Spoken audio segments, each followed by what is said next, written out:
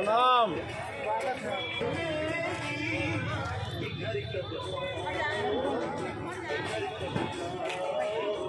हाँ हाँ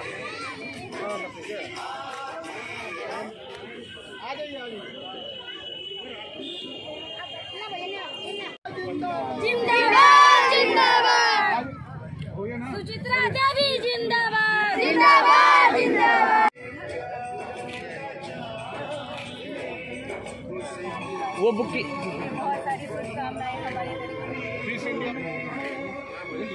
पानी की व्यवस्था जो हमेशा गड़बड़ाई रहती थी पाटलिपुत्रा सोसाइटी के द्वारा, उसे नीलेश मुखिया जी के द्वारा आज दूर करने का संकल्प जो उन्होंने लिया था उसे पूरा किया और अपना वादा को निभाया जो उन्होंने 22B के वार्ड सदस्यों से और जनता से आग्रह किया था और निवेदन किया था कि मैं पूरा करूंगा, उसे पूरा किया है। नंबर 22B में 3 जगह शिलान्यास कार्यक्रम आज 25 फरवरी को पूर्ण किया जा रहा है।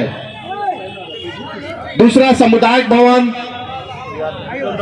पहला ये और आरलाल हाउस जी के घर के पास, जिससे आप लोगों को पानी की कोई समस्या जो पिछले विगत वर्षों से आप जूझते आ रहे हैं उससे आप लोगों को निजात मिलेगा। सुचित्रा सिंह जी का नीलेश जी से बराबर हमारी बात होती रही है विगत 5 सालों से, और उनका ये कमिटमेंट था कि यहाँ एक ऐसा सुविधा प्रदान करूँगा अपने कार्यकाल में कि जल समस्या, जो पीने की समस्या है, पेयजल की समस्या, वो दूर हो जाएगी। और निश्चित रूप से ये समस्या, ये आज भूमि पूजन है, जितना जल्दी ये काम हो जाए एक बहुत बड़ा जो उपलब्धि है।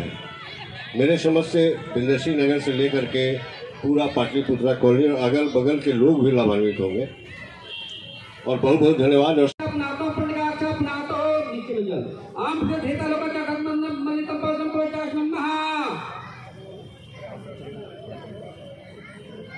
नामी रक्षा मातृ मातरम सर्वमंगल मंगल्ये शिवे सर्वार्थसाधिके शरण्ये गौरी नारायणी नमोस्तुते।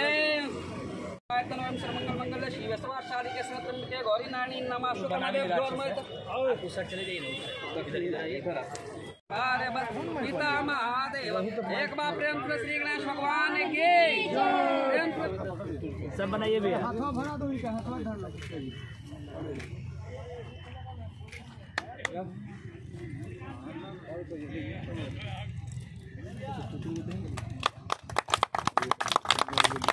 नमस्कार। और पहले तो मैं 22B की जनता का बहुत बहुत धन्यवाद व्यक्त करती हूँ कि उन्होंने बहुत साथ दिया हमारा। और पाटलिपुत्रा में जल की बहुत समस्या थी जो कि स्विस इंडिया की तरफ से बहुत बड़ा सहयोग हम लोग को मिला है और सफलतापूर्वक अब जल की आपूर्ति यहाँ हो जाएगी और घर घर पानी अब होगा यहाँ। इसके अलावा यहाँ पे और क्या क्या समस्या है जिसका निदान आप करना चाहिए? रोड का है, जल का है, ये सब समस्याएं यहाँ लगी रहती हैं। कचड़े भी हैं जो जिन्हें अब सही करना है। सर, हम आपसे जानना चाहेंगे कि इस बार जो है आप किस पद पे चुनाव लड़ने वाले? देखिए, अभी तो फिलहाल 22B से हमारी वाइफ कैंडिडेट है और 22C से हमारी भाभी प्रमिला कुमारी चुनाव लड़ रही हैं जी। और रही बात की अभी तक नोटिफिकेशन हुआ नहीं है। नोटिफिकेशन में रिजर्वेशन क्या तय होता है उसको देख करके हम अपना रणनीति तय करेंगे। कितना समर्थन करते हैं सरकार के फैसले का, जिसमें सरकार ने कहा है कि अध्यक्ष और उपाध्यक्ष पद की जो चुनाव होगी वो जनता के डायरेक्ट जनता के द्वारा की जाएगी? नहीं, देखिए, ये फैसला सरकार का मेरे ख्याल से सही नहीं है, क्योंकि अगर जनता ही अगर मेयर और डिप्टी मेयर का चुनाव करे तो मुख्यमंत्री का भी चुनाव जनता के द्वारा होना चाहिए। आपके अनुसार हम ये जानना चाहेंगे कि कितना फर्क पड़ेगा अगर चुनाव डायरेक्ट जनता के द्वारा किया जाता है तो वार्ड पार्षद पे कितना फर्क पड़ने वाला? तो वार्ड पार्षद का फिर महत्व खत्म हो जाएगा।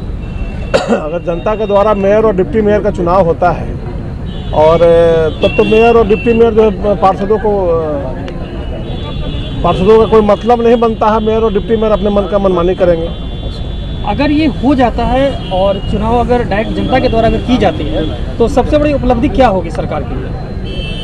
देखिए, सरकार का उपलब्धि इसमें बहुत कुछ नहीं रहेगा, लेकिन सरकार अपना तंत्र और अपना शासन उस पर कर लेगी और ये जनता के विकास में बाधा उत्पन्न होगा। अभी तक आपने अपने क्षेत्र, अपने वार्ड नंबर 22B में कितनी योजनाओं को जो है पूर्ण रूप से जो है अपने वार्ड में धरातल पर लाया? हमने जो वादा वार्ड संख्या 22B के लोगों से किया था वो सारी योजनाओं को हमने ज़मीन पर उतार देने का काम किया है। कोई भी योजना ऐसी बची हुई नहीं है जो हमारे कार्यकाल में पूरा नहीं है। हमने जो वादा किया था क्षेत्र के सर्वांगीण विकास, तो पूर्व पश्चिम उत्तर दक्षिण चारों कोना पर विकास मेरा नजर आएगा। आप पूरे वार्ड में घूम करके सर्वे कर सकते। आगे आपकी चुनावी मुद्दा क्या रहेगा?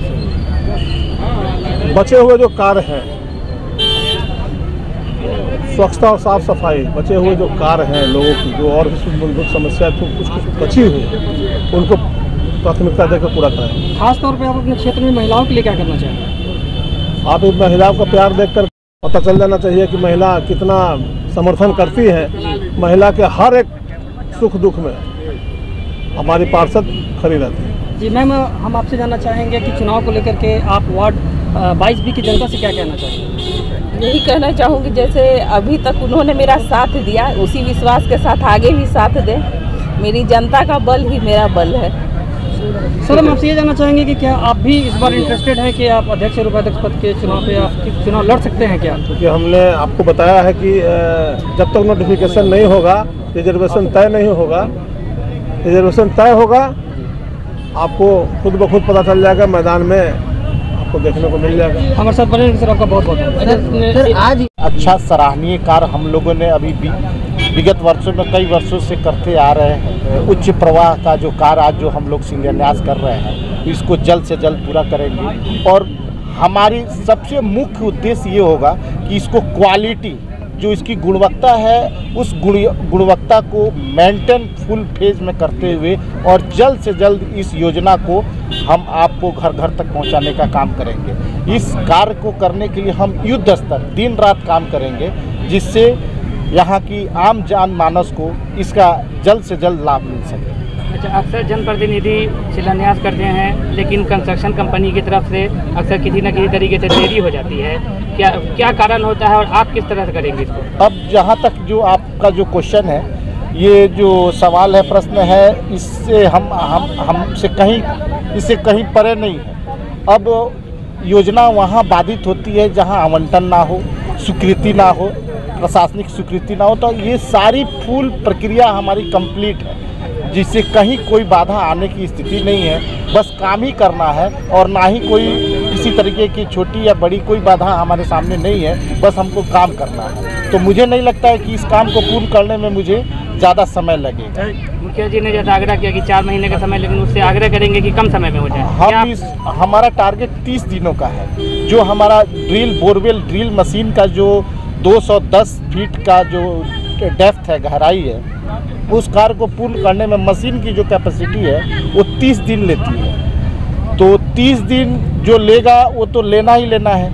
30 से मतलब 10 डेज और लेंगे। और जो इंफ्रास्ट्रक्चर है, जैसे 4 दीवारी है, अप्रोच रोड है, ट्रांसफार्मर है, बिल्डिंग है, उसमें जो समय लगेगा मैक्सिमम इसको 150 मैंने 1.5 महीने के अंदर हम कंप्लीट करके यहाँ पे एक अच्छा इमारत दिखा देंगे और लोगों को लाभ पहुँचा देंगे। ये हमारा उद्देश्य है और ये मैं पूरे आशा और उम्मीद के साथ ये आपके सामने ये बात रख रहा हूँ।